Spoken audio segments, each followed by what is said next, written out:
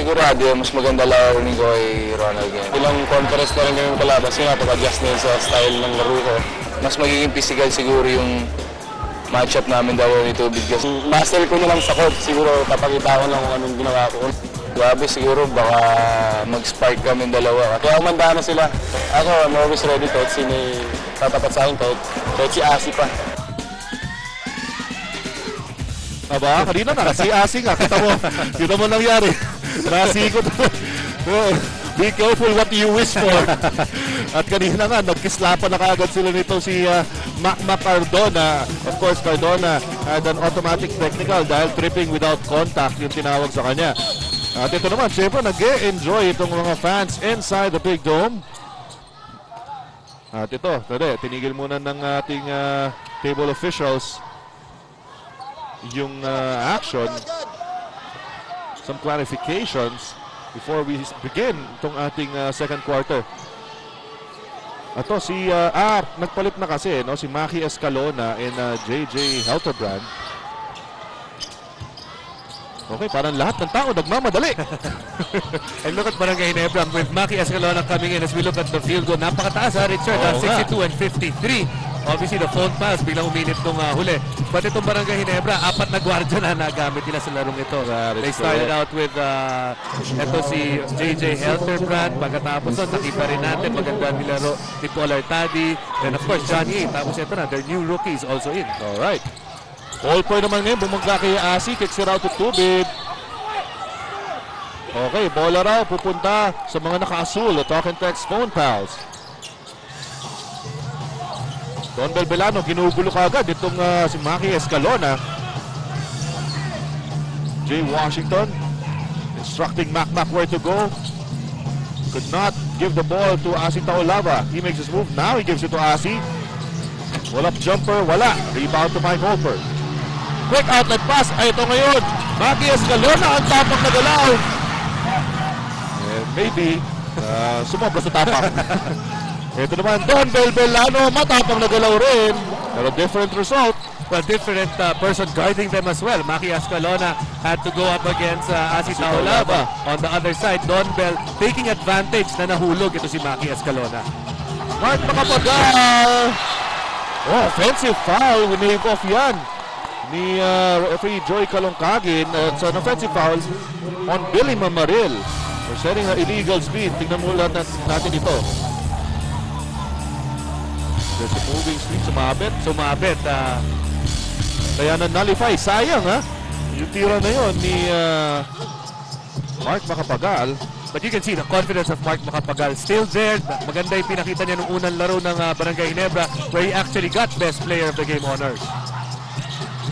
Okay, agawan ng bola. Kanino mapupunta? Sinabi nga ba, dapat bigyan tagi-tagisang bola itong mga to. May jump ball na tinawag si referee Joey Kalongkagin. Kita nyo naman yung hustle displayed between the players. And Mike Makapagal and Yusuf Al-Jamal will dispute this via jump ball. Won by Al-Jamal pa rin. And Al-Jamal twists and turns. Wala pa rin yung kanyang tira. Paul Artadi bumalik na rin sa ballgame. Artadi, ginamit lang yung screen ni Rios. Dire-diretso. Akala ko ba may sipon to? But you know, with Paul Artadi, once he goes right and he's got that much steam, mahirap nang sabayan yan because of the quickness that he has, inherently has rather. Al-Jamal goes baseline. Nasa raduhan. Decides to shoot. Wala pa rin. Artadi nagmamadali. Artadi leading the break to Makapagal. Pumihit na wala yung bola. At mananatili sa Barangay Ginebra. Now, Yusuf Al-Jamal, a couple of tough shots na tinira niya. Yung dalawa na yun. A little bit of a forced shot. But Paul Artadi, pagbalik, kita mo yung pace, Richard. Ang bilis ka agad. That's right. Billy Mamaril. Helterbrand against Belano. Aligyan ulit ng screen ni Mamaril. Hindi. Handoff na lang kay Artadi. Artadi gets Cardona. Yung pasa niya intended for Rafi Leaves. Hindi lang nasa loob. But high energy level nonetheless, Barangay, ang pinapakita ng Barangay Ginebra. Especially when they have this two-guard lineup. Here's Asi Taolava. Taulava leans in, wala pa rin. Tip in by Jay Washington is good. 5 points for Jay Wash. And one of the things that Talking Tex did not do well in the loss against Beer Foods was rebounding. Yes. Jay Washington, at least ito, maambag na sa offensive rebound. Mark Makapagal, TN3. Coming from Mark Makapagal. Mainit pa rin itong mamang to. First time around is TM3 na nullify ngayong pagkakataon na ito. Wala nang kailangan na screen para sa kanya. Dapat dalawa na yan no? na nullify lang siya. Cardona pumihit. Teardrop is good. Okay, it's now a 2-point lead para sa Talking Tex Phone Pals. Under 9 minutes na ditira sa ating first half. Pace of the game somewhat slowed down. Pero sandali lamang po yan. Mamaya takbuhan na naman po sigurado. Ito na si JJ Heldebrand. TM3. Wala. Mark Makapagal. 4-3. No. Offline. Wrong rebound goes to Don Belbelano. They push it up. Cardona. Taksak si Artadi. Cardona with a floater. Cardona nag-iinit na uli. Parang nung katulad nung wala pa yung mga national team players taking charge. Remember, he was the best player of the conference in the just concluded conference. At ito, pinapakita niya nga. At tanong nga dito sa Talking Tex, paano magsasabay ito si Cardona at the rest of the guys that came back from the Philippine team. Another stop para sa phone foul. So ito ngayon si Don Belbelano. Don't be surprised if they look for Cardona. Mainit na mainit dito si Macma Cardona. Taulava dancing inside. He gets the basket. Plus a foul. At si Asi Taulava mukhang natuhuran pa. He's holding on to his right thigh. And that's the same thigh that's actually taped sa larong ito. Maraming tape dun sa area na yon. So, might be an injury that already occurred in practice. Dito natin, ayun, bumangga sa tuhod ni Billy Mamaril. And Asi Taulava is limping down court. Back to his bench. Another angle, aray. Ang sakit talaga yun. Si Darak, nabangga. We'll be back after we take a short break. And Asi completing that 3-point play. Right now, it's a 7-point lead for the Phone Pals. Under 8 minutes remaining. And you know, Richard, itong second unit na pumasok para sa Talking Tex, really giving their team a lift. Ito yung humabol ang team na responsible para sa habol nila. Tapos ngayon, naka-erect pa sila ng 7-point lead. Hindi mo na nga nakita ng matagal sila Jimmy Alapag at Rendren Ritwalo. Desperation 3, wala para kay JJ Helterbrand. And Talking Tex Phone Pals doing a good job controlling the boards. Ito yung sinasabi natin. Kita mo naman ang bench scoring. 25-11. The bench of the Phone Pals more than doubling the bench points of the Gin Kings. And of course, talaga lugi ka. If you have guys like Asi Taulava, Macma Cardona, Don Belbelano coming off the bench, and Jay Washington. Ako talagang dehado ka pagdating sa bench scoring. Helterbrand, ginulo ni Belano, naagaw yung bola, makukumpleto ni Macma Cardona. Cardona, sasalubugin ni Tubid. Cardona, dire-diretso, baksak si Tubid. So what's new? Cardona versus Tubid. Okay, unang foul ang tinawag dito kay Ronald Tubid. Ito yung sundot dito ni Don Belbelano. Kita nyo naman, napulot yan ni Macma Cardona. Nung nakita niya si Tubid, ayan, baksak sila. Macma Cardona missing his first. Palitan ulit ang tao. Yan si De Ocampo started for the Phone Pals. At saka si Harvey Carey pumasok na rin. 6 points already for Macma Cardona. Make that 7 for Captain Hook. So unti-unting lumalayo dito itong Talking Tex Phone Pals. And you know, Ginebra has to be very careful because obviously momentum is on the side of Talking Tex, and pagdating sa half court yung Talking Tex kumakamada. Pero big TM3 para kay Ronald Tubid. Meron na siyang 10 puntos dito sa ating laro. Almost single-handedly carrying the load for the bench of Barangay Ginebra. Itong si Ronald Tubid. Jay Washington against Rafi Rivas. He goes inside, creates space, wala pa rin, tapigan ng bola, napunta kay Belano, he shoots it, gets the bucket. And Belano, meron na rin 9 na puntos. We talked about rebounding, which was a deficiency para sa Talk and Text nung natalo sila against Pure Foods. Sa larong ito, already 19 rebounds para sa Talk and Text, 12 lang para sa Barangay Ginebra. Wow, so talagang yun ang pinag-usapan sigurado nila after that defeat against the Pure Foods PJ Giants. Here's the familiar matchup. Hit ni Ronald Tubid. He gets another bucket. At sabay titig pa dito kay Mac Cardona. 12 puntos para kay Ronald Tubid. Ayan, sparks again between Cardona and Tubid. Ito, tingnan natin ha. Talagang they're really challenging each other. At parang lumalabas yung galing pag nakikita nila yung isa't isa. You know, it's always nice to have that guy that can push you to a higher level. Nakikita natin doon dalawa. Gumaganda lalo yung laro nila. It really gets the best out of you. Yes, aside from the physicality no, talagang tinataas mo yung level ng laro mo. Ito naman, fast break for Barangay Ginebra. Helterbrand kinapitan. Taken down by Don Belbelano. Alam mo, kailangan talaga matibay-tibay ang katawan mo. Ngayon dito sa PBA, hindi ka pwedeng lelembot-lembot. Oo, kailangan gawang tara. Oo, ayan. Kita nyo naman yung mga palutsina. Hindi na pwede yung mga palutsina. Ngayon talagang, ngayon lang ako talagang tuwang-tuwa at hindi na ako naglalaro. Hindi, ganun din naman. Hindi ka naman nasasaktan Yun na nga. Kunyari lang yun. Gilbert Lau, pinasok ulit ni Coach Jong Wichigo. Uy, mintis rin doon si JJ Helterbrand. 4-point lead for the Phone Pals. 43-39. Washington, natapikan ni Billy Mamaril.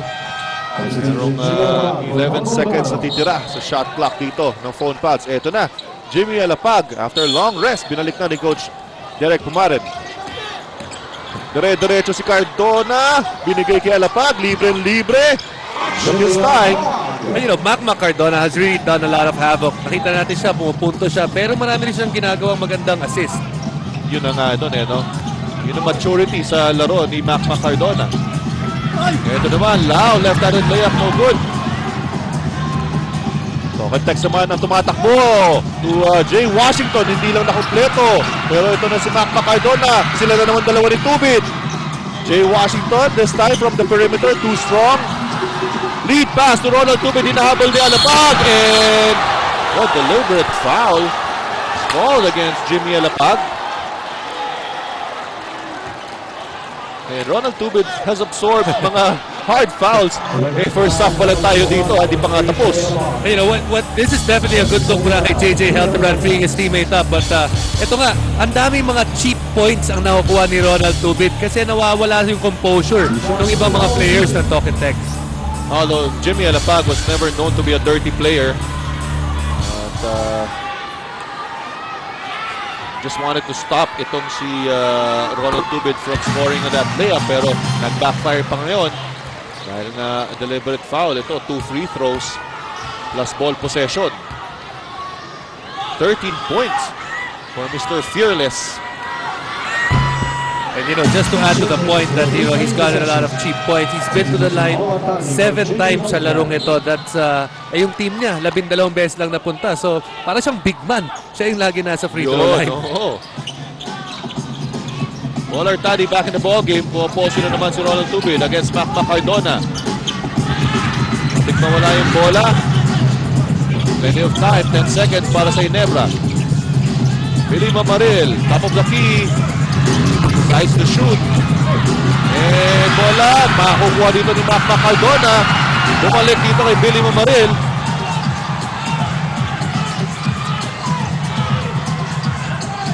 Pollard Taddy, back to Mamaril. Hand off to Artadi. And dyan siya nakaputos kanina. Same play. And that's a good job by the coaching staff of realizing the strength of Pollard Taddy. Just a simple handoff. At ayun, gagamitin niya na yung quickness niya. Easy layup. And just like that, ito pong lamang ng Talk and Text kanina. 8 yan. Pero ngayon, bumaba na yan. Courtesy of this incursion by Mr. Kid Lightning, Pollard Taddy.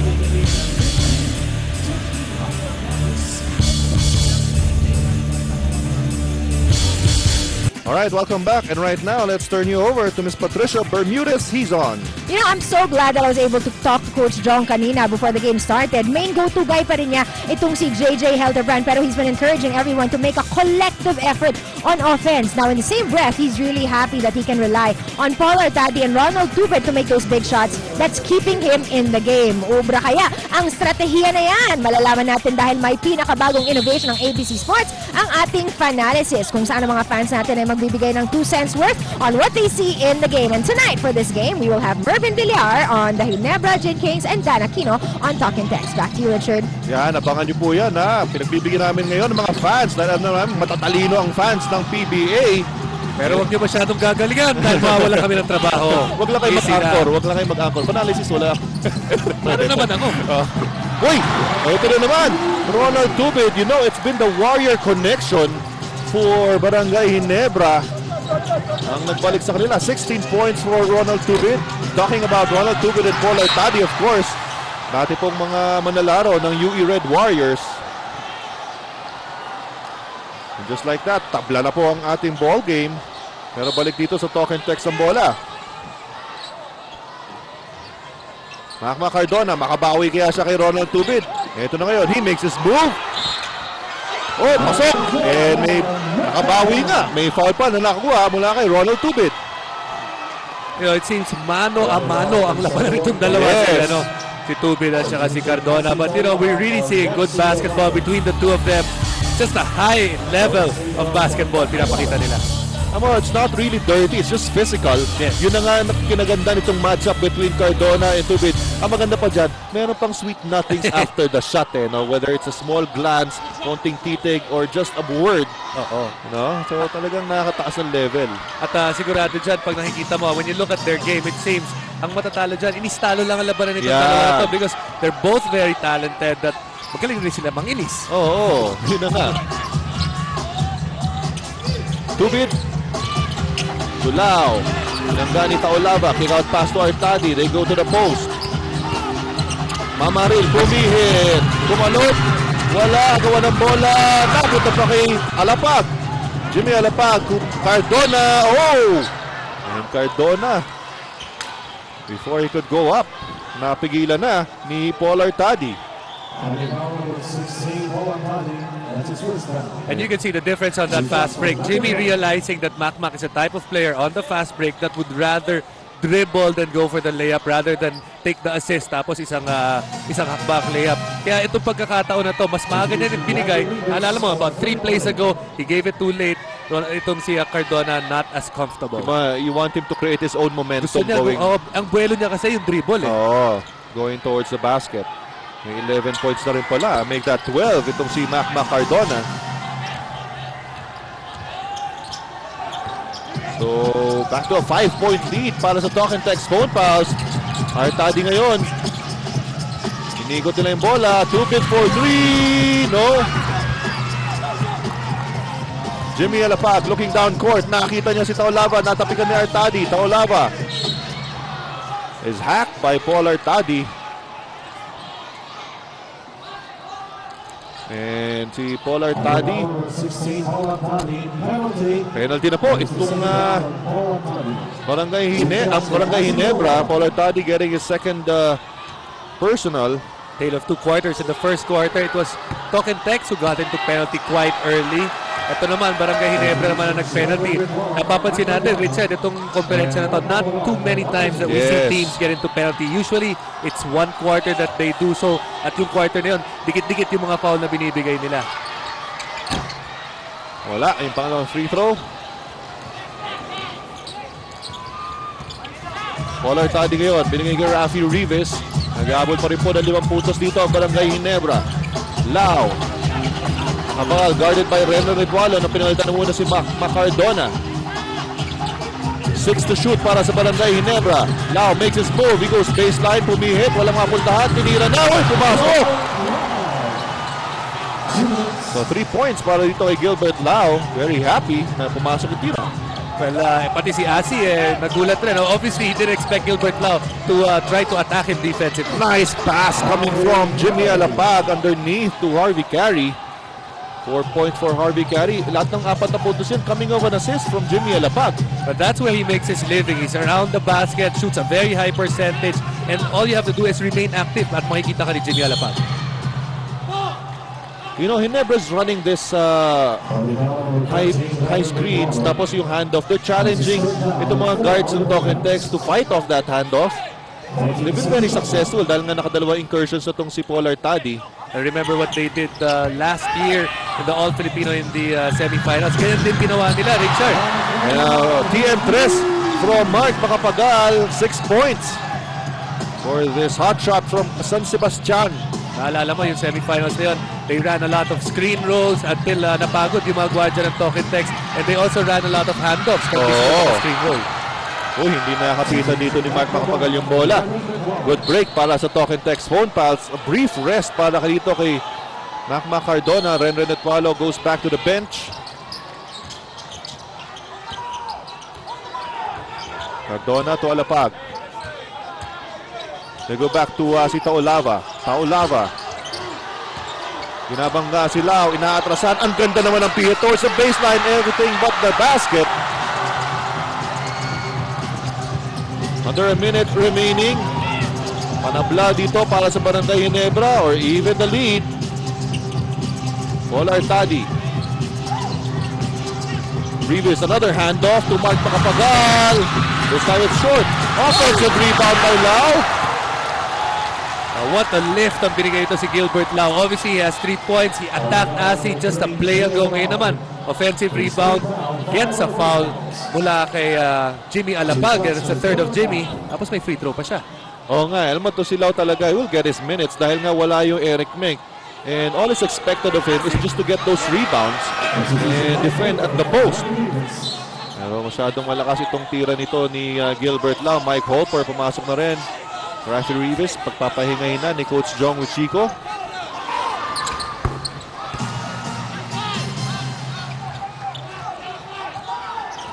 .30 seconds remaining sa first half.